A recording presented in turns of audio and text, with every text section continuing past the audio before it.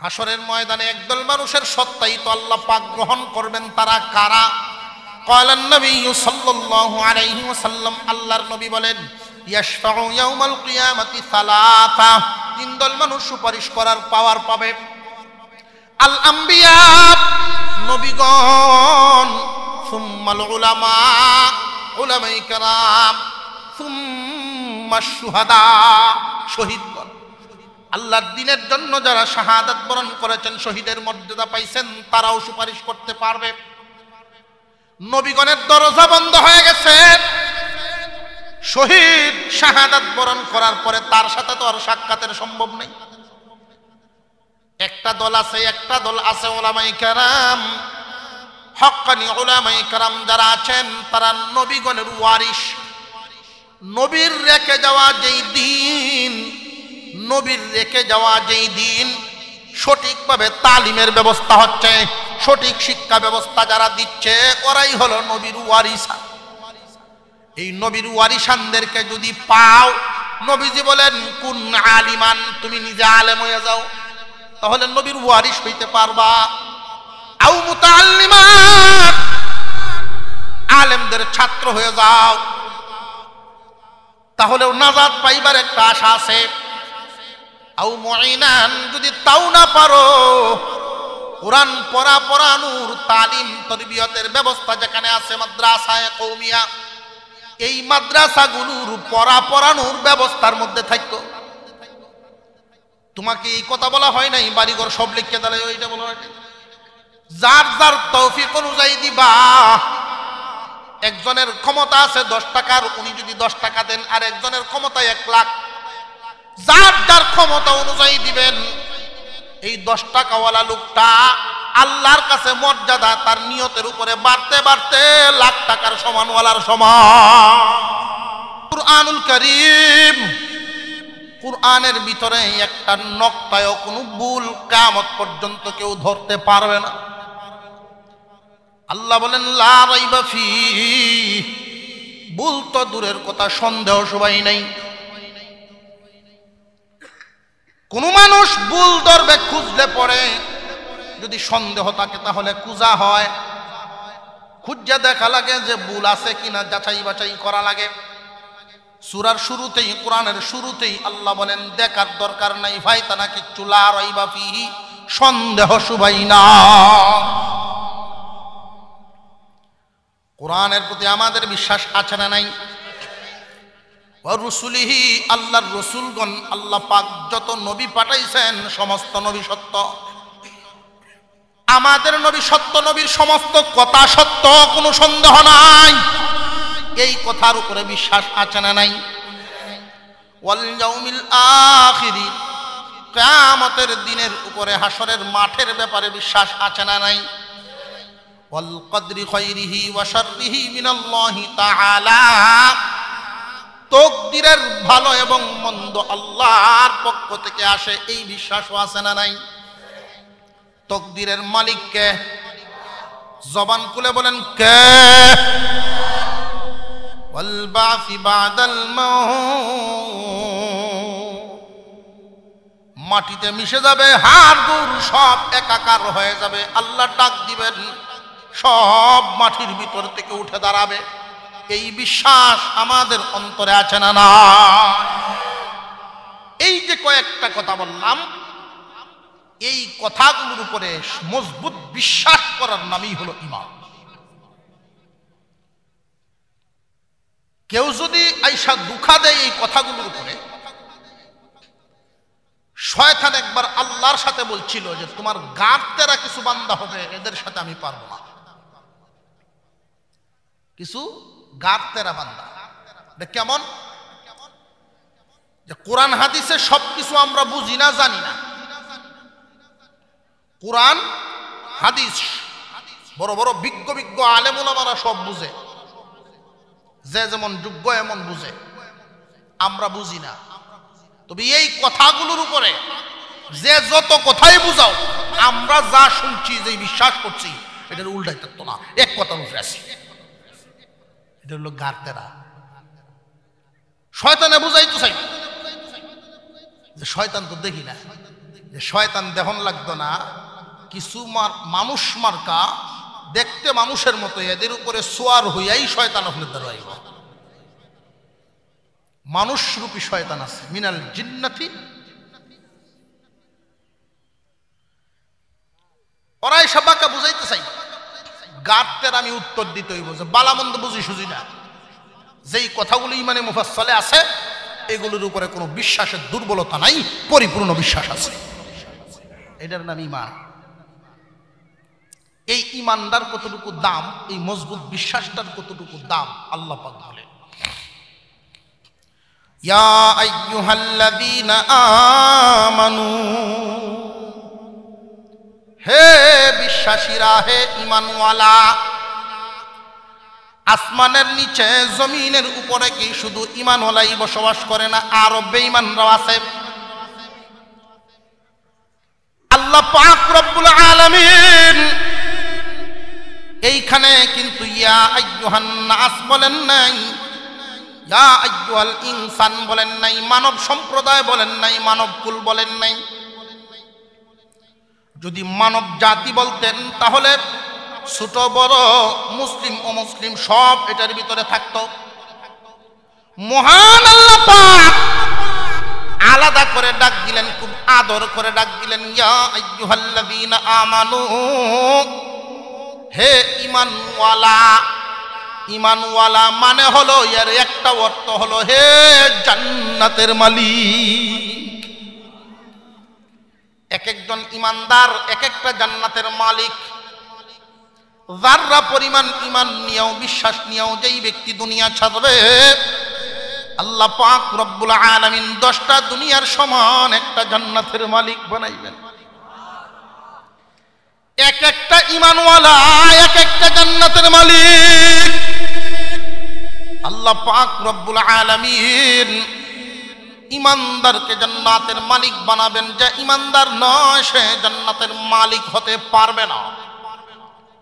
এই জন্য ঈমানওয়ালাকে ডাক দিলেন, এর মানে হলো হে জান্নাতীরা, হে জান্নাতের মালিক, ইত্তাকুল্লাহ। ঈমান আনার কারণে তুমি জান্নাতের মালিকানা পাইছো। আল্লাহকে ভয় করে জীবন যাপন করো। 2 নাম্বার সবক হলো হাক্কা তুকাতিহি, আল্লাহকে ভয় করার মতো করো। ওয়ালা তামুতুন্না, কখনো মৃত্যুবরণ করবা না, সাবধান সাবধান মৃত্যুবরণ করবা না, ইল্লা ওয়া আনতুম মুসলিমুন, যতক্ষণ না তোমরা মুসলমান হইবা।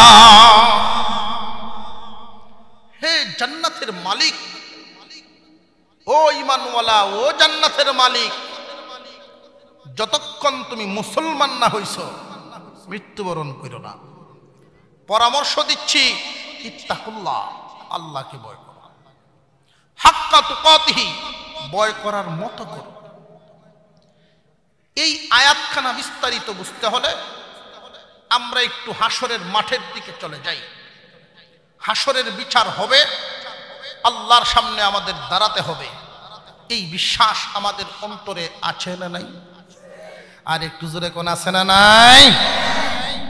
হাসরের বিচার শুরু হওয়ার আগেই একদল মানুষকে বিনা হিসেবে জাহান্নামী বলে ঘোষণা করা হবে। ওই মানুষগুলোর জন্য দুঃসংবাদ, মৃত্যুর সময় প্রত্যেকটা মানুষের সামনে একজন ফেরেশতা আইসা কথা বলবেন যে, ও মানব, তোমাদের প্রত্যেকের নামে জান্নাতও আছে, জাহান্নামও আছে।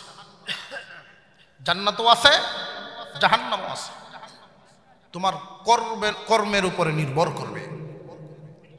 এই জন্য হাদিস তিলাওয়াত করেছিলাম, নবীজি বলেন, قال النبي صلى الله عليه وسلم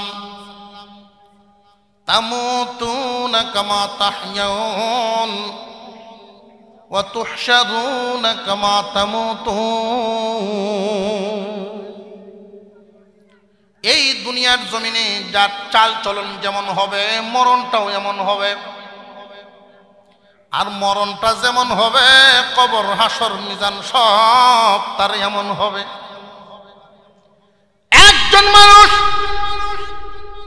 কুফুরের উপরে যদি ডুবিয়া থাকে, কুফুর এবং শিরিক নিয়ে জীবন যাপন করে, বেঈমানির জীবন যাপন করার কারণে আল্লাহ পাকের পক্ষ থেকে ইন্তেকালের সময় একজন ফেরেশতা আসবে।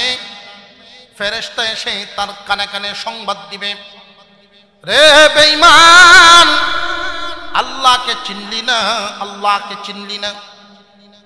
কুফুর এবং শিরিকের মধ্যে ডুবে থাকার কারণে এই দুনিয়ার জিন্দেগি শেষ হইয়া তুমি আখিরাতের জীবনে সফর শুরু করলাম। দুঃসংবাদ শুনিয়া রাখো, মহান আল্লাহ পাক তোমার নামে একটা জান্নাত বানাইছিলেন। এই জান্নাতটা আর কোনোদিন তুমি দেখতেই পারবা না, পাইবা তো দূরের কথা, দেখতেই আর পারবা না। কুফুর এবং শিরিকের মধ্যে ডুবে থাকার কারণে চিরস্থায়ী জাহান্নামী বলিয়া ঘোষণা দিবে। এটা কি মানুষটার জন্য সুসংবাদ না দুঃসংবাদ? এই দুঃসংবাদটা শোনার সাথে সাথেই হায় হায় হায় হায় করতে থাকবে। কই কাটাইলাম জীবন, মৃত্যুর যন্ত্রণাটা তার ডাবল হয়ে যাবে। সকরাত যখন আরম্ভ হবে, জাহান্নামের সংবাদ শোনার কারণে, জান্নাত হারানোর কারণে এই মানুষটা সর্বহারা হইয়া এতটাই ব্যতীত হবে। আপনার আমার পয়গম্বর বলেন, ওই মানুষটার জান কবজ করার সময় জীবিত একটা প্রাণীর চামড়া যদি উল্টা বায় ছিলানো হয়, যেই পরিমাণ কষ্ট পাবে, এর চাইতে ডাবল কষ্ট দিয়ে আল্লাহ তার জান বাহির করবে। সকলেই বলেন নাউযুবিল্লাহ মিন যালিক। এই জাহান্নামীদেরকে দুঃসংবাদ শোনায়া দুনিয়া ছাড়া হবে।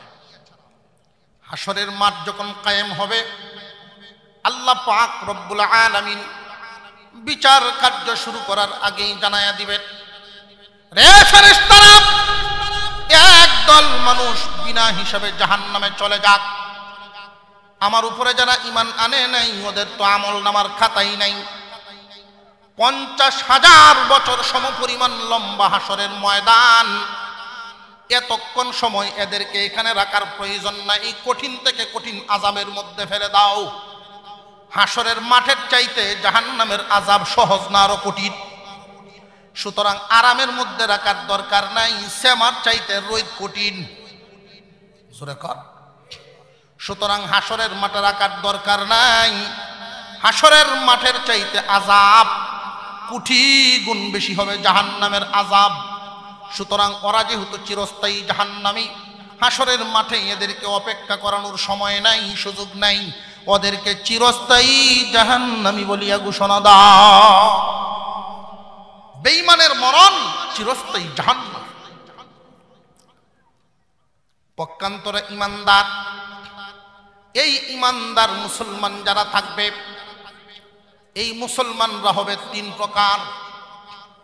কাফিরেরা তো চলে গেল বিনা হিসেবে জাহান্নামে, রয়ে গেল ঈমানদারেরা। আল্লাহ পাক রব্বুল আলামিন ডাক দিলেন ঈমান ওয়ালু। একটা অর্থ করেছি আমি, জান্নাতের মালিক।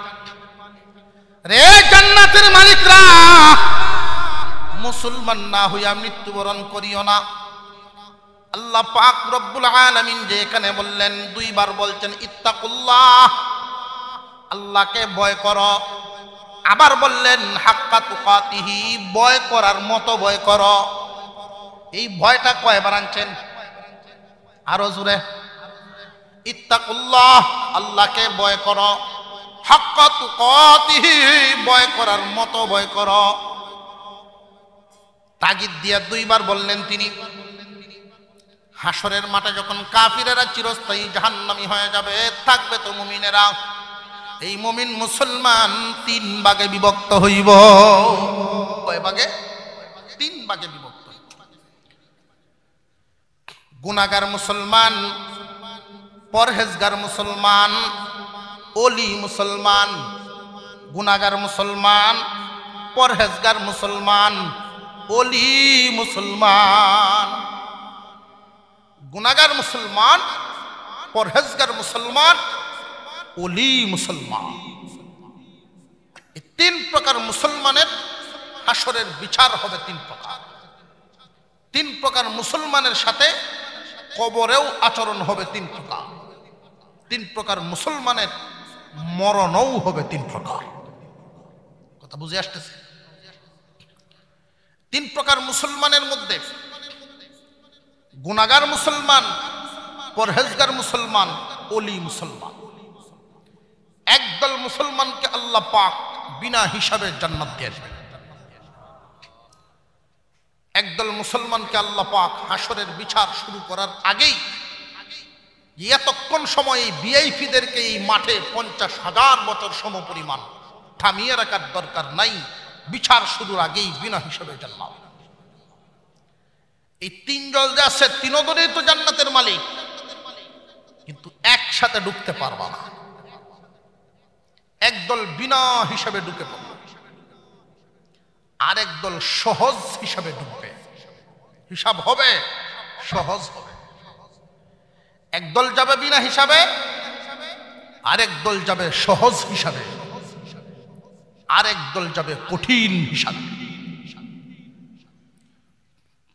ওলি মুসলমান বিনা হিসাবে, পরহেজগার মুসলমান সহজ হিসাবে, গুনাহগার মুসলমান কঠিন হিসাবে। এই দুনিয়ার জমিনেও মুসলমান তিন প্রকার: গুনাহগার মুসলমান, পরহেজগার মুসলমান, ওলি মুসলমান। সংজ্ঞাগুলো একটা একটা করে বলি, আর আমি নিজের বিচার নিজেই করি যে আমি কোন ক্যাটাগরির মুসলমান, আমার মৌতটা কেমন হবে, আমার কবরটা কেমন হবে, আমার হাসরটা কেমন হবে, জান্নাতে যাইতে আমার কতক্ষণ সময় লাগবে। বিচার এবং বুঝার দরকার আছে না নাই? যে সমস্ত ভাইয়েরা দাঁড়ায় আছেন, পিছনে যেহেতু বসার ব্যবস্থা আছে, আল্লাহর হস্তে প্যান্ডেলের সামনে দাঁড়িয়ে না থেকে আমরা বসে যাই। ভাই, এই বরকতি জায়গা, রহমতি জায়গা সব সময় মিলে না। মেহেরবানি করে বসে পড়ে কিছু কথা মনোযোগ দিয়ে শুনেন, কাজে লাগলে লাগতেও পারে। আল্লাহ কবুল করেন, বলুন আমিন। আরো জোরে বলেন আমিন। একজন মানুষ ঈমান আনলো, ঈমান আনার পরে আল্লাহর উপরে ঈমান আনলো, আল্লাহর হুকুম মানার দরকার আছে না নাই? আল্লাহ যে আছেন এই কথা কিন্তু আমরা স্বীকার করিয়াই ঈমানদার হইছি। আল্লাহর কিতাব যে সত্য, নবীর কথা যে সত্য, এই কথা মাইনাই কিন্তু মুমিন হইছি। আল্লাহর সামনে দাঁড়াতে হবে, হাসরের মাঠে উঠবো, এই কথা মাইনাই মুসলমান হইছি। নইলে ঈমানদার হইলাম হয় না। একদল মানুষ ঈমান আনার পরেও যেহেতু ঈমান আনছে তার তো মানা দরকার। ঈমান আনছে, বিশ্বাস করছে, তাহলে হুকুমও তো পালন করা দরকার। কিন্তু ঈমান আনছে ঠিক, কিন্তু পালন করে না। এমন মানুষ আছে না নাই? কোরআনে বর্ণিত, হাদিসে বর্ণিত আদেশ নিষেধ আছে না নাই? আল্লাহ পাক আদেশ করেছেন ঈমান আনার পরে সর্বপ্রথম কাজ 5 ওয়াক্ত নামাজ পড়ো, 12 মাসের মধ্যে 1 মাস রোজা রাখবা, ধনী হইলে হজ এবং যাকাত আদায় করবা। ইসলামের 5টা স্তম্ভ: 1 নাম্বার লা ইলাহা ইল্লাল্লাহ মুহাম্মাদুর রাসূলুল্লাহ। ঈমান আনলাম, কালিমার হক আদায় হয়ে গেল। বাকি রইল কয়টা? 4টা। নামাজ 5 ওয়াক্ত, রোজা 1 মাস, হজ এবং যাকাত কেউর লাগে কেউর লাগে না, কেউর লাগে কেউর লাগে না। কিন্তু এই দুইটা সকলের লাগবে না লাগবে না? 12 মাসে 1 মাস রোজাদার সহজেই মেলানো যায়। মোটামুটি ভাবে রোজা দেখতে দেখতে, শিখতে শিখতে মোটামুটি অভ্যাস হয়ে গেছে। রোজা রাখনেওয়ালা যেই পরিমাণ, নামাজ পড়নেওয়ালা এই পরিমাণ পাওয়া যায় না। আপনার আমার পয়গম্বরের সামনে একজন সাহাবী গিয়ে হাজির হয়ে বলেন, নবীজি, আমি বড় গরিব মানুষ, পরের খেতে খামারে কাজ করি, বাগানে কাজ করি, বাড়িতে কাজ করি। আমি বড় গরিব মানুষ, নতুন মুসলমান হইলাম, কালিমা গ্রহণ করলাম। ইসলামকে আমার জন্য খুব ছোট করে উপস্থাপন করেন, ছোট করে আমাকে বুঝায় দেন যে ইসলামের উপরে চলতে যেন সহজ হয়। আমি জান্নাতে যাইবার চাই গো নবীজি, ঈমান এনেছি, কালিমা গ্রহণ করেছি। আল্লাহর পয়গম্বর বলেন, শুনো, ইসলামের কুটি হইল 5টা। ইসলাম, মহান ইসলাম 5টা কুটির উপরে স্থাপিত। 1 নাম্বার, হক আদায় করে ফেলেছো, কালিমা গ্রহণ করেছো। তুমি গরিব হওয়ার কারণে তুমি বলছো পরের খেতে কামারে কাজ করো। গরিব হওয়ার কারণে মহান আল্লাহ পাক তোমার 2টা হুকুম মাফ করে দিয়েছেন, হজ এবং যাকাত দুটোটা লাগবে না। যদি ধনী হও তাহলে লাগবে। বছরে 1 মাস রোজা রাখতে পারবা। আল্লাহর নবীর সাহাবী বলেন, কোনো ব্যাপার নাই হুজুর, এটা আমি সহজেই পারবো। আল্লাহর পয়গম্বর বলেন, তাহলে তোমার 5 ওয়াক্ত নামাজ যদিও কিছুদিন কষ্ট হয়, পরে অভ্যাস হয়ে গেলে আর কষ্ট হইত না। 5 ওয়াক্ত নামাজ পারবা। হুজুর, যতই কষ্ট হোক 5 ওয়াক্ত নামাজ আমি ঠিক মতোই আদায় করব। আল্লাহর পয়গম্বর বলেন, এইভাবে থাবা দিয়া হাতটার মধ্যে ধরে বলেন, 5 ওয়াক্ত নামাজের হেফাজত যদি করতে পারো, তাহলে আমি আমার হেফাজতে তোমার জান্নাতে নিয়ে যাব। 1 নাম্বার, গুনাহগার মুসলমান। এই গুনাহগার মুসলমানেরা আল্লাহর উপরে বিশ্বাস আছে, কোরআন কিতাবের উপরে বিশ্বাস আছে, হাসরের উপরে বিশ্বাস আছে, কবরের উপরে বিশ্বাস আছে। বিশ্বাসের কোনো কমতি নাই, কিন্তু আমলের কমতি। রুজি রোজগার হালাল পথেও করে, সুবিধা পাইলে হারাম পথে বেশি করে। এমন আছে না নাই? হালালে হারামে মিলায়, হালালও কামায় হারামও কামায়, অথচ আল্লাহকেও মানে, জবাব যে দেওয়া লাগবে এটাও জানে, সুদ খাওয়া হালাল না হারাম। আওয়াজটা দিয়ে কমে গেছি কেউ? সুদ খাওয়া কি আরাম না হারাম? কিন্তু অনেকের কাছে বড় আরাম, বইয়ে বইয়ে খাওয়ান যায়।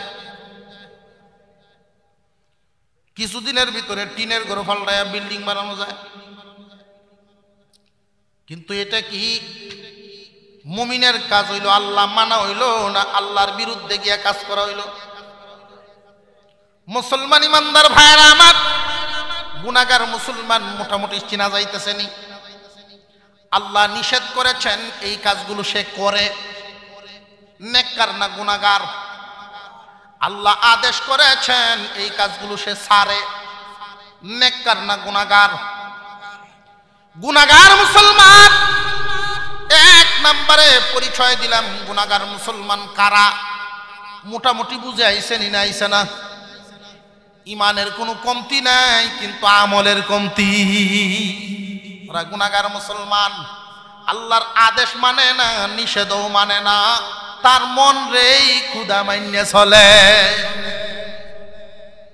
মনে যেমনে চায় এমনি চলে, জানে আল্লাহর কাছে ধরা খাইব, এরপরেও চলে। দুনিয়ার মজার আশায় আখিরাতের মজা ভুলে গেছে। দুনিয়ার মজা খাইতে গিয়া আখিরাতের সাজা ভোগ করার জন্য প্রস্তুত হয়ে গেছে। ওরা গুনাহগার মুসলমান। 2 নম্বরে পরহেজগার মুসলমান।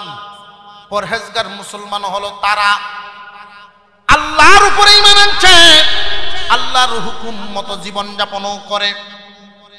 হালাল পথে যদি সুবিধা পায় তাহলে ইনকাম 100 করে, হালাল পথে যদি সুবিধা পায় তাহলে 1000ও করে, হালাল পথে সুবিধা পাইলে 1 লাখও করে, হালাল পথে সুবিধা পাইলে 1 কোটিও কামায়, হালাল পথে সুবিধা পাইলে 1000 কোটি টাকাও নাজায়েজ নাজায়েজ। কথা বুঝে আসতেছে আপনাদের? ইনকাম যদি করবার হয় হালাল পথেই করে, জীবনে কোনোদিন 1টা টাকাও হারাম পথে কামায় না। প্রয়োজনে না খায় উপবাস থাকবে। একজন সুদখোরের চাইতে একজন ভিক্ষুকের মর্যাদা আল্লাহর কাছে বেশি। কারণ যে ভিক্ষা নেয় সে কি অন্যায় করে না? জায়েজ আছে। আর সুদ খাওয়া হারাম। সুদ খায়া যদি কোটিপতিও হয়, সমাজের চোখে লোকটা সম্মানী টাকাওয়ালা, কিন্তু আল্লাহর কাছে ভিক্ষুকের চেয়েও নাদান। কথা বুঝে আসতেছে? একজন ভিক্ষুক আর একজন সুদখোর ভিক্ষুক আর ঘুষখোর দুইটার যদি তুলনা করা হয়, খুব ভালো করে বুঝবেন, একজন ভিক্ষুক নিজেই ভিক্ষা করে, কিন্তু তার মনে চাইতেছে আল্লাহর ঘর মসজিদে 5টা টাকা দান করবে। জুমার দিন দান বাক্সটা সামনে আসলো, ভিক্ষা করা পয়সাই তার কাছে আছে, মন চাইলো আল্লাহর ঘরে দান করবে, 5 টাকা দিছে। এই যে 5 টাকা দিল এই ভিক্ষুক, আর একজন আগের কাতারও বইছে, মার দেওয়া পাঞ্জাবি, আগের কাতারের মুসল্লি, এলাকাবাসী ভাল্লে বেটারে মসজিদের সভাপতি গিরিও দিতে চায়, সুদকুরের সম্রাট। এই লোকে যদি 1 লাখ টাকাও দেলায়, যে খতিব সাহেব ওয়াজ করবো, যেটা বই আইডিয়া আমি দিলাই 1 লাখ লাগলে দিমু, এলাকাবাসী কয় না বেটা এক কান, আল্লাহ মনে হয় এই উসিল্লায় তারে ভার করে উঠতে পারে। কথা বুঝে আসতেছে আপনাদের? ব্রেনে ঢুকান। হালাল আর হারাম, হারাম পথে ইনকাম করে 1 কোটি দান করলেও এই হালাল পথে 5 টাকার চাইতে হালকা হবে, এটার দামেই নাই, ওইটার কোনো দামেই নাই 5 টাকার দাম।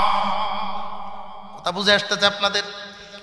একজন পরহেজগার মুসলমান জীবনে কোনোদিন আল্লাহ যা আদেশ করেছেন তা ছাড়ে না, আল্লাহ যা নিষেধ করেছে ওইগুলোর দিকে কদম বাড়ায় না।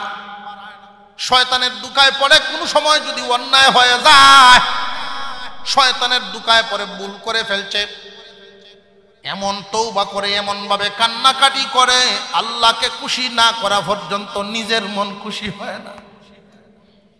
ওরা পরহেজগার মুসলমান। হালাল পথে 5 তলা বিল্ডিং বানানো নাজায়েজ না জায়েজ?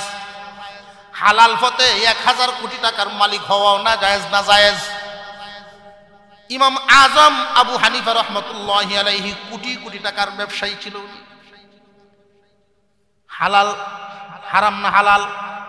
হালাল পথে যে পরিমাণ ইচ্ছা আপনি কামান, আল মালু ওয়াল বানুনা জিনাতুল হায়াতিদ দুনিয়া, মাল এবং আওলাদ আল্লাহর দেওয়া এই দুনিয়ার সৌন্দর্য, আল্লাহর দেওয়া এই দুনিয়ার সৌন্দর্য, মাল এবং আওলাদ আল্লাহ দিয়েছেন এই নিয়ামত, জায়েজ আছে, কিন্তু হালাল পথে হইতে হবে।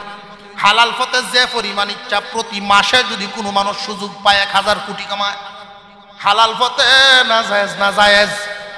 কিন্তু হারাম পথে 100 টাকা লাগায় যদি 10 টাকা খায়, এইটাই হারাম। বুঝে আসতেছি? পরহেজগার মুসলমান চিনছেননি? গুনাহগারও চিনলাম, পরহেজগারও চিনলাম। গুনাহগার আল্লাহরে মানে ঠিক, কিন্তু গন্ডির ভিতরে থাকে না। আর পরহেজগার আল্লাহকে যেইভাবে বিশ্বাস করে এইভাবে আল্লাহর হুকুম মতেও চলে। ওলি মুসলমান, এবার ওলি মুসলমান একটু চিনিয়ালি। আল্লাহর ওলি মুসলমান পরহেজগারের চাইতে আরো উন্নত। হালাল পথে দুনিয়া কামানো না জায়েজ না জায়েজ? আরো জোরে কন। হালাল পথে দুনিয়া কামানো জায়েজ, কিন্তু ওলি মুসলমান যারা, ওনাদের দরজারা আরো উঁচা। হালাল পথেও দুনিয়ার লোভ না। হালাল পথে ইচ্ছা করলে দুনিয়া কামাইতে পারে, কিন্তু কামায় না। আল্লাহর ওলিদের সংখ্যা, আল্লাহর ওলিদের যেই সংজ্ঞা, এই সংজ্ঞা অনুযায়ী আল্লাহর ওলিদের সংখ্যা খুব কম।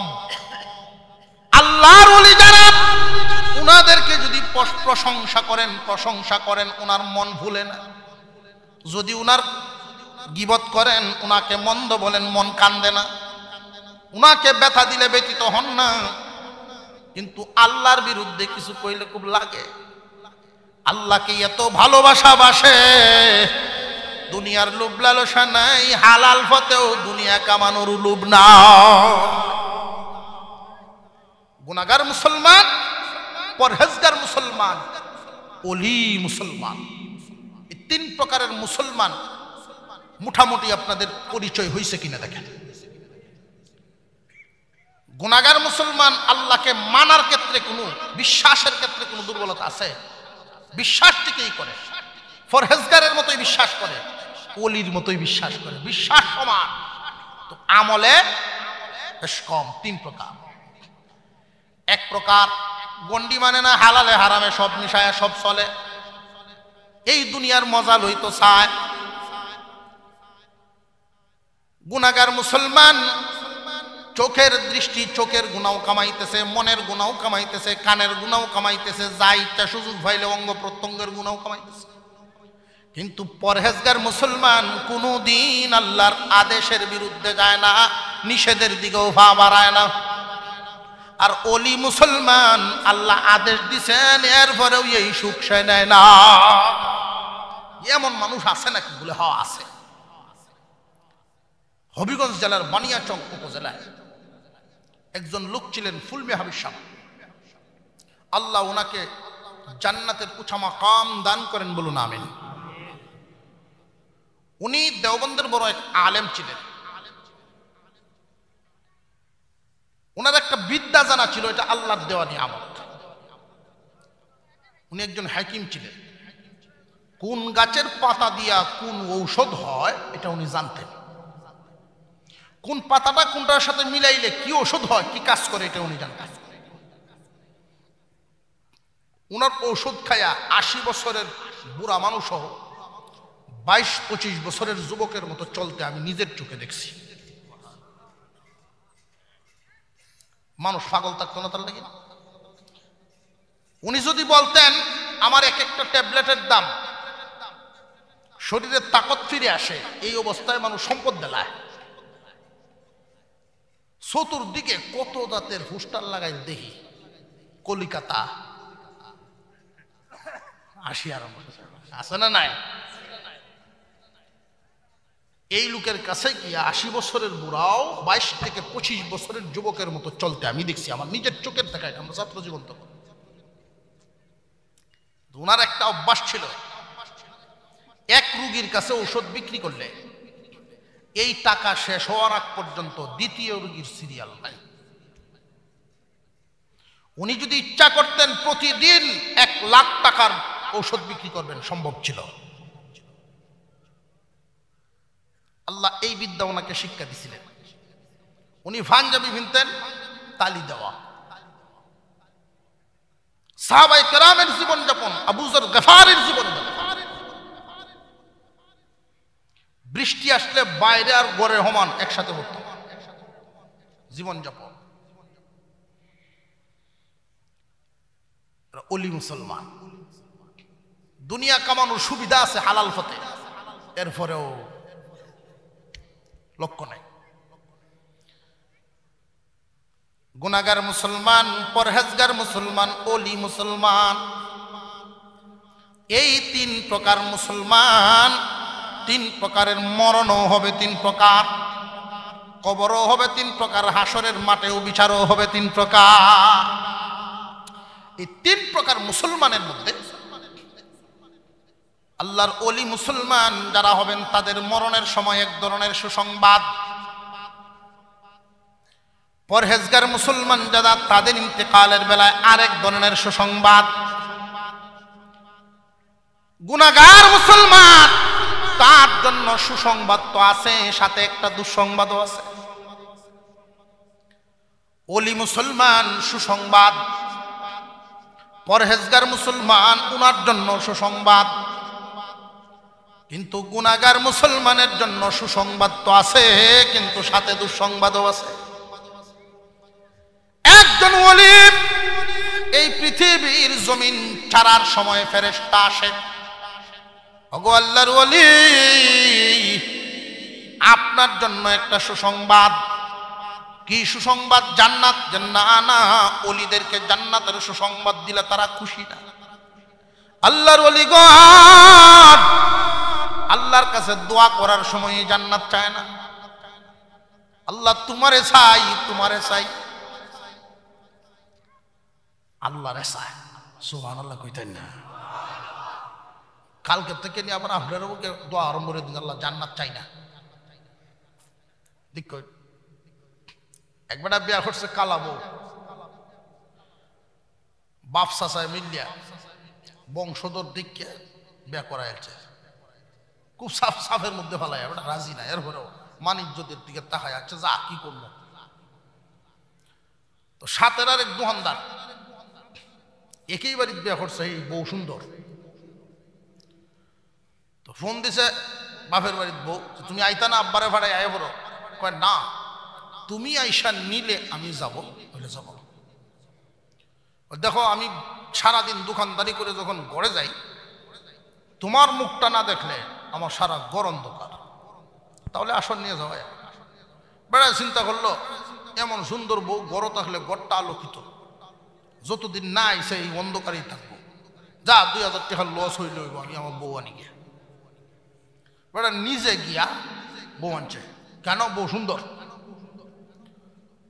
এই বেড়ায় হুম দিছে কালা বউলা, যে তুমি আব্বারে ভাড়াইতেছি। বেটে মনে মনে যা আমার বান্ধবী জন ভাই গেছে, তুমি আয়া না নিলে আমি যেতাম না। হে কয় আল্লাহ যে রকমটা করছো আমার উপরে। দুইজন কি সমান? এক তালে রইল। আমরা যদি কিছু জান্নাত চাই না, আমরা গতি হইতাই, দুইজন শ্বাস নাতে তাক। তো আল্লাহর অলিগণ, আল্লাহর অলিরা তো আল্লাহর কাছে জান্নাত চায় না, আল্লাহরে চায়। এই তবকা, এই স্থান ওনারা দখল করে নিছেন। দুনিয়া পায়ের উপরে লয় না, দুনিয়া পিছনে পিছনে ঘুরে, এরপরেও দুনিয়া লয় না। হাজি ইমদাদুল্লাহ মুহাজির মক্কি রাহমাতুল্লাহি আলাইহি দোয়া করতেন, আল্লাহ জাহান্নামে যদি দাও গো তোমার ইচ্ছা, জান্নাত যদি দাও তাও তোমার ইচ্ছায় যদি দাও। আমি একটাই চাই তোমারে, যদিও জাহান্নামে দিয়া দাও ওইখানেও যেন আমি তোমারে পাই। তোমারে যদি দেখতে পাই মনে কোনো দুঃখ নাই। এই জন্য ফেরেশতারা আয়েশা আল্লাহর পক্ষ থেকে আল্লাহ পাঠাইছেন, যা আমার বান্দা দুনিয়ার সফর শেষ করে আখিরাতের সফরে আসবে, জান্নাতের কথা শুনাইলে আমার এই ওলি বান্দা পরিপূর্ণ খুশি হবে না। আমার বান্দারে সুসংবাদ দিবে আমার দিদারের। আল্লাহর ওলির কানে কানে আয়েশা বলবে, ও গো আল্লাহর ওলি, আল্লাহ আমাকে পাঠাইছেন আপনার সফর শেষ করে রওনা দেওয়ার জন্য, যে কোথায় আল্লাহর দিদার নসিব হইব। যে আল্লাহর কথা শুনবো, আজরাইলের ওপর মনই নাই, জান কবজ হয়ে গেছে, খবরই নাই। আল্লাহর কথা ভাবতে ভাবতে হাসতে হাসতে দুনিয়ার থেকে বিদায়। পরহেজগার মুসলমান তাদের জন্য একটা সুসংবাদ, পরহেজগারের জীবন যাপন করাও কি সহজ না কঠিন আছে? ফজরের আজান শোনার পরে একজন পরহেজগার কি বিছানায় পড়ে থাকবে না, উঠে পড়বে? কারণ আল্লাহর আদেশ, পরহেজগার কোনদিন আল্লাহর আদেশ অমান্য করবে না। একজন পরহেজগার সুন্দরী শালী সাজ্জা গুজ্জায়া দারোয়া অফিসে ডাক্তার দুলা ভাই মনটাই কইছেন একটা শরবত আপনারা খাওয়াইতাম, কিন্তু পরহেজগার মনে চায় কিন্তু আল্লাহর কথা মনে হয় না, মনের এই চাওয়াটারে কুরবানি দিয়েছে। সুতরাং পরহেজগারির জীবন যাপন সহজ না কঠিন? বিবি কান্দে, পাশের ঘরের মহিলায় কত দামি কাপড় পরে, আমার একটা এই যে তেনার মতো কাপড় আনিয়ে দাও, তোমার কি একটু বিবেকে বাজে না একটু দামি কাপড় আনতা? বিবির কথা কানে কানে শুনে নীরবে বৈশা চোখের পানি সারে, আমি হালাল পথে যা পারি তা দিয়েই সংসার চালাবো, জীবনে কোনোদিন হারাম পথে ইনকাম করব না। মুঠা বাতে মুঠা কাপড়ে জীবন যাপন করে। সাথী সঙ্গীরা শীত আসলেই হাজার হাজার টাকার কাপড় চোপড় কিনে, কি বাহাদুরি। কিন্তু এই পরহেজগারের 300 টাকায় একদিন রুজি রোজগার করার পরে পুরান কাপড়ের দোকানে ঢুকে এই 300 টাকা দিয়ে কাপড় কিনে এই সংসারের মানুষদেরকে দান করে দেয়। যত কথাই বলুক কোনোদিন অন্যায় পথে পা বাড়ায় না। এই মানুষটার দুনিয়ার জীবনটা শেষ করতে কিছু না কিছু কষ্ট আছে না নাই? আল্লাহর পক্ষ থেকে ফেরেশতা পাঠানো হবে দুনিয়ার সফর শেষ করার সময়, ও আল্লাহর বান্দা, পরহেজগারির জীবন যাপন করার কারণে অনেক কষ্ট তুমি করছো জীবনে, অনেক কষ্ট করছো পরহেজগারির জীবন যাপন করার কারণে, আল্লাহর হুকুমের ভিতরে থাকার কারণে আল্লাহ রব্বুল আলামিন সুসংবাদ পাঠাইছেন। এক একটা মানুষের জন্য জান্নাতও বানাইছেন, জাহান্নামও বানাইছেন। কিন্তু তুমি বান্দা আল্লাহর হুকুম মতে জীবন যাপন করার কারণে তোমাকে জাহান্নামের আগুনে না ছুঁয়াই তুমি সরাসরি পাইবা জান্নাত। আল্লাহর ফেরেশতা এই সুসংবাদ দিয়া জান্নাতটা তার চোখের সামনে তুলে ধরবে। পরহেজগার মুসলমান জান্নাত দেখতে থাকবে আর অপারেশন চলতে থাকবে। আজরাইল অপারেশন করবে কিন্তু পরহেজগার টেরও পাইব না। মরণের কষ্ট নাই, কারণ কষ্ট যা করার দুনিয়াতে করে ফেলছে। মনের কষ্ট বলেন, বুক বিলাসের কষ্ট বলেন, করছেনই না করছে না, সব কষ্ট করার পরে দুনিয়ার সফর শেষ করিয়া রওনা দেওয়ার সময় ফেরেশতা জান্নাতটা চোখের সামনে তুলে ধরে। জান্নাত দেইকা দেইকা দুনিয়ার সফর শেষ, মৃত্যুর কোনো কষ্ট না। এবার আসেন গুনাহগার মুসলমান, আল্লাহকে বিশ্বাস করো, কোরআন বিশ্বাস করো, ফেরেশতা বিশ্বাস করো, রসুল বিশ্বাস করো, কবর হাসর মিজান সব বিশ্বাস করো। এরপরেও তুমি হালালেও কামাও হারামেও কামাও। আল্লাহ আদেশ দিয়েছেন 5 ওয়াক্ত নামাজ পড়ার জন্য, আজান শুনো কিন্তু নামাজ পড়ো না।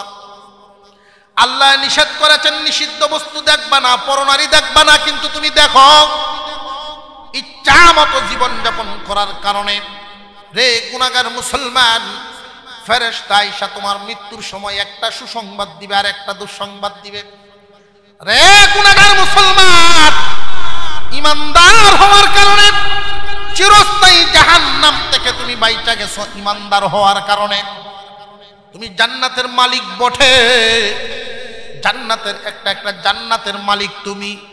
কিন্তু এই অল্প জিন্দেগি, অল্প বলতে কয় বছর? খুব ভালো করে বুঝবেন, হিসাবটা খুব মিলাইবেন। একজন মানুষ বালেগ হয় ধরেন 15 বছর, কমপক্ষে 15 বছর বয়সে বালেগ হয়ে গেল।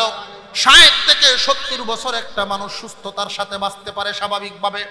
60 গেলে মোটামুটি ঠিক, 60-এর উপরে গেলে ডায়াবেটিক। আছে না নাই? 60-এর উপরের যে জিন্দিগিটা, এটা কোনো জিন্দিগি হলো নাকি? উঠতে মায়া গো, বইতে আল্লাহ গো। তোমার সুখ শান্তির যে জিন্দিগিটা 60 বছর পর্যন্ত, 15 থেকে 60 কয় বছর রইল মাঝখানে? 15 তো এই দিক দিয়ে মাইনাস। 60 বছর পর্যন্ত যদি হয় তাহলে 60 থেকে যদি 15 বাদ দেন 45 বছর। 45-এর মধ্যে ঘুমায়া যায় অর্ধেক, জাগ্রত অর্ধেক। মোটামুটি ভাবে হিসাব মিলায় দেখা গেছে সুখ শান্তি আর আরামায়েশ বুক বিলাস, মন রে কুদা বানায়া চলাফেরা করো। মনে যেমনে কয় এমনে চলো, রবে যেমনে কয় এমনে চলো না। এইরকম জিন্দিগি হয় 20-22 বছর, সর্বোচ্চ 30 বছর ধরলাম। এই সামান্য 30টা বছর তোমার মতো কত মানুষ জেলের ভিতরে 30 বছর কাটায় দেয়? তোমার মতো কত মানুষ 30 বছর বাঁচতে পারে নাই, আগেই দুনিয়া ছেড়ে গেছে। তোমারও ছাড়তে হবে, কিন্তু তুমি তোমার মন চাহি জীবন যাপন করার কারণে আল্লাহকে মানো নাই, আল্লাহর হুকুম মানো নাই, শুধু মনে মনে ইমানটাই রাখছো, আর কিচ্ছু নাই।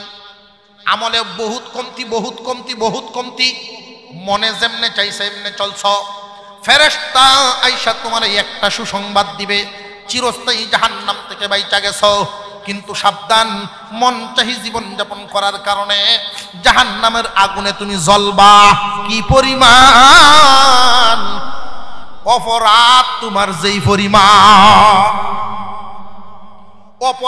যেই পরিমাণ সাজাও হবে ওই পরিমাণ। এই বুক ভরা আশা লইয়া লাভ নাই যে তওবা করে লেব, মাপ চাইলে। আল্লাহ তো দয়ার সাগর, তিনি মাফ করে দিবে। কিন্তু এই পরহেজগার আর ওই ওলিদের স্থান তুমি পাইবা না কখনো, তুমি জানিয়া রাখবা। সাজা ভোগ করার পর তুমি মাপ পাইবা। এক লোক জিজ্ঞাসা করলো, হুজুর আল্লাহ তো দয়ার সাগর বলে হয়, তাহলে আমরা সুদে ঘুষে চলতাছি, সুবিধা হইলে নামাজ ভরি, সবে বরাত, সবে কদর, আর অসুবিধা হইলে নেই। ঈদের জামাত মিস দেই না, সবার আগে কারোই তাই, শুক্রবারে মোটামুটি মিস দেই না। আল্লাহ যদি ইচ্ছা করেন মাফ করে দিতে পারেন না? আল্লাহ তো দয়ার সাগর বলে হয়, মাফ করে দিতে পারেন, আল্লাহর এই ক্ষমতা আছে। কাহা তাহলে হুজুর আপনারা আর আমরা তো তাহলে ঘুরে ফিরে এক কেন? আপনারা যে এত কষ্ট কষ্ট করে জীবনযাপন করেন, ঠান্ডা পানিতে উজু করে আল্লাহর হুকুমের ভিতরে তখন লাগে, তো ঘুরে ফিরে তো সব এক কেন? আল্লাহ যেহেতু দয়ার সাগর,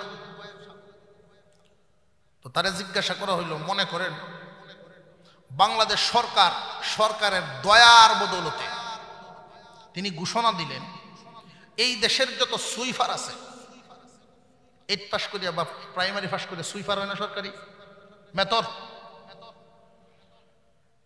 এই সুইফারদেরকে আল্লাহ পাক ডিসি বানায়। বাংলাদেশ সরকার ঘোষণা দিলেন সুইফারদেরকে ডিসি, আর ডিসি রে সুইফার।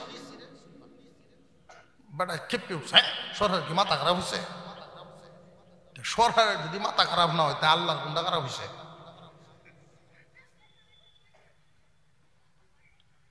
একজন সারা জিন্দিগি গন্ডির ভিতরে থেকে আল্লাহর হুকুম মতে জীবনযাপন করে, যেই জায়গা তুমি সান্দু ইচ্ছা মতে জীবনযাপন করে, এই জায়গা আল্লাহর কি তা খারাপ হয়েছে? এই দুনিয়ার জীবনে আল্লাহর হুকুম মেনে জীবনযাপন যে যত বেশি করবেন, তার মর্যাদা আখিরাতে তত বেশি উপরে পাবেন। যদি মনে করেন জাহান্নামের আগুন সহ্য করা সম্ভব না, তাহলে গুনাহ ছেড়ে দেন।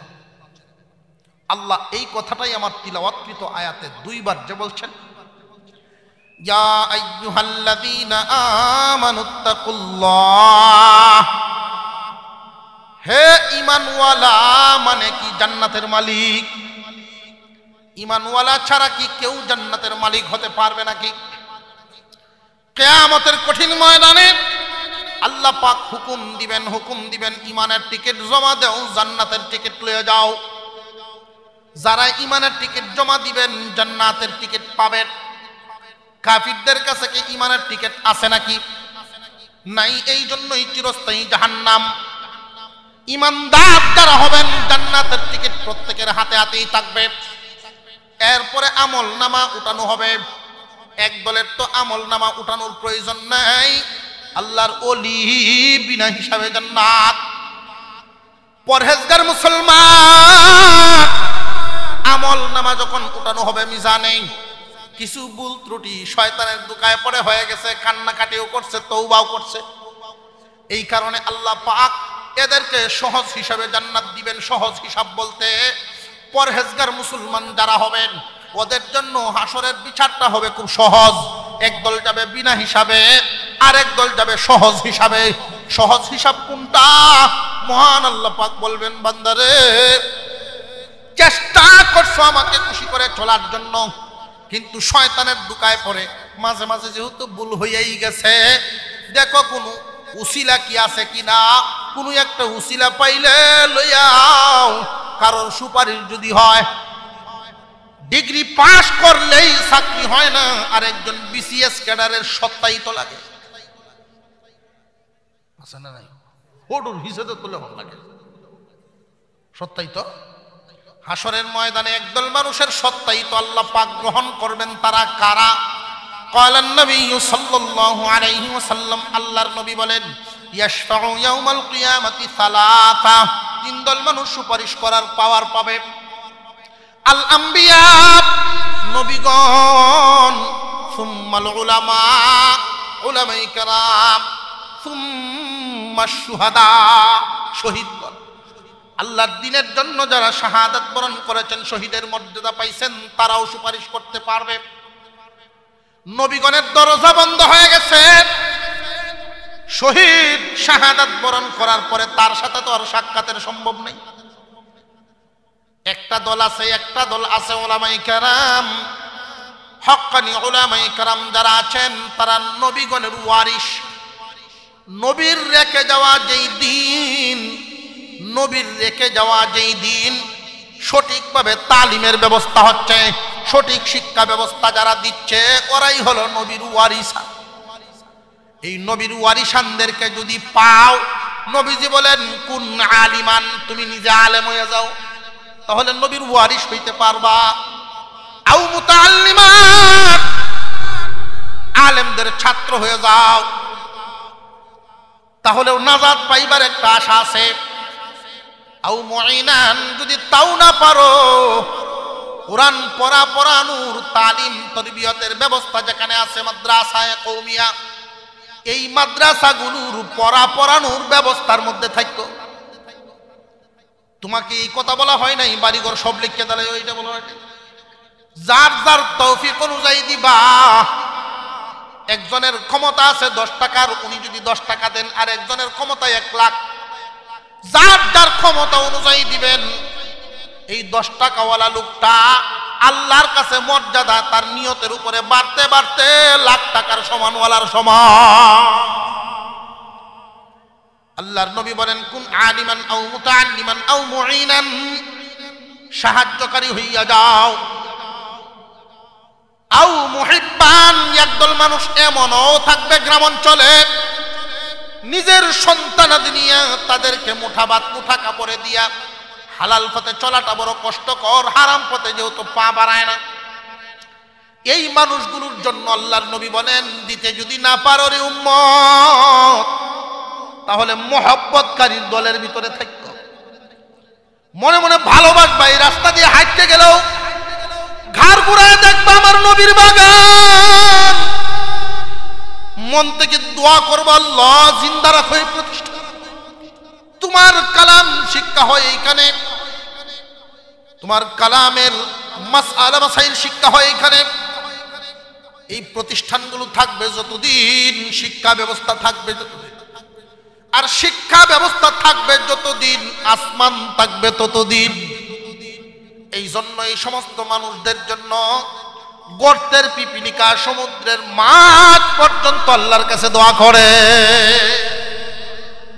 আলেম হও, যদি আলেম হইবার না পারো, আলেমদের ছাত্র হও, ছাত্র যদি হইবার না পারো, তাহলে কোরআন পড়ানোর ব্যবস্থা করে দিও, সাহায্য সহযোগিতা করে এদের ব্যবস্থাটা করে দিও। একদলে যে পড়বো আর একদলে পড়াইবো, এদের করো সারা দিন, এদের সাথে থাকার প্রয়োজন আছে না নাই? বহুত কিছুর দরকার পড়ে এদের। এই ব্যবস্থাপনার মধ্যে তোমরা যার যার তৌফিক অনুযায়ী থাইকো। যদি তাও না পড়ে রে বান্দা, যারা দেয় এবং যারা খেদমত করতেছে এদের জন্য দোয়া করিও। একদল মানুষ পড়বে আর একদলে পড়াইবে, আর একদলে পড়ানোর ব্যবস্থা করবে। তুমি যদি শুনতে পাও একজন মানুষ 100 টাকা দান করছে মাদ্রাসায়, তোমার দেওয়ার ক্ষমতা নাই, আল্লাহর কাছে চাইবা আল্লাহ আমারও ক্ষমতা দাও, আর ওই ভাই যে 100 টাকা দিল এটা কবুল করো। এই দোয়াটাও যদি তুমি মনে মনে করো, তাহলে এই 4 দলের অন্তর্ভুক্ত রইলা। নবীজি বলেন ওয়ালা তাকুন খামিসান, সাবধান আমার উম্মত, এই 4 দলের বাইরে তোমরা যাইও না, তাহলে কিন্তু ওই দিন কোনো উসিলা পাইবা না। আল্লাহর কাছে দোয়া করা 1 নাম্বার। আল্লাহ যে বললেন ইত্তাকুল্লাহ, আল্লাহকে ভয় করো, অর্থাৎ পরহেজগারীর জীবন যাপন করো। হাক্কা তুকাতিহি, ভয় করার মতো ভয় করো। এই মতো বলতে কি বুঝাইছেন? যে সাহাবায়ে কেরামের জীবন যাপন করো, এটা হলো ওলি মুসলমান। ওয়ালা তামুতুন্না ইল্লা ওয়া আনতুম মুসলিমুন, মৃত্যুবরণ করু না মুসলমান না হইয়া। কোন ধরনের মুসলমান না হইয়া মরার কথা নিষেধ করছেন আল্লাহ? কমপক্ষে পরহেজগার না হইয়া মরিও না। এই পর্যন্ত আমরা এখানে যারা আছি, আমাদের মধ্যে যদি হিসাব মিলায় দেখেন যে গুনাহগারের খাতায় এখন রইছি, ওলি তো অনেক উঠা তবকা, গুনাহগারের খাতায় পড়ে রইছি, তাহলে নিয়ত করে ফেলেন আজ থেকে আর গুনার কাছে পা বাড়াবো।